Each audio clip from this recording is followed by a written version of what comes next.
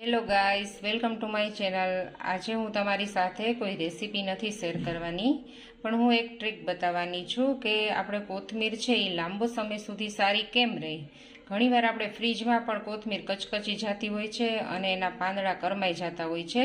તો આજે હું છે ને એ ટ્રીક તમારી સાથે શેર કરવાની છું। અહીંયા જો મેં કોથમીર લીધી છે, એને છે ને પહેલાં તો આપણે અહીંથી કટ કરી નાખવાના છે। પાંદડા એના કટ નથી કરવાના, મૂળિયાના ભાગથી આપણે એને કટ કરી લેશું। તો મેં અહીંયા છે ને મૂળિયાના ભાગથી કટ કરી લીધી છે કોથમીરને। હવે છે ને આ કોથમીરને આપણે મેં કોટનનું કપડું લઈ લીધું છે, એને આવી રીતે આ કોટનના કપડામાં રેપ કરી લેશું, એટલે વધારાનું જે પાણી છે ને કોથમીરમાં એ પણ શોષાઈ જશે। આવી રીતે રેપ કરી લેશું, અહીંયાથી આમ અને ઉપરથી પણ આવી રીતે આપણે રેપ કરી લેશું।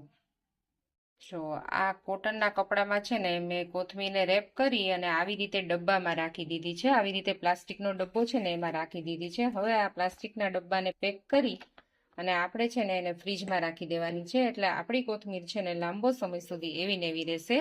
તો મારી આ ટ્રીક તમને કેવી લાગી? જો સારી લાગી હોય તો મારી ચેનલને લાઈક કરજો અને સબસ્ક્રાઈબ કરજો। ફરી પાછા આપણે નવી ટ્રીકો અને રેસીપીઓ સાથે મળશું। Thank you for watching.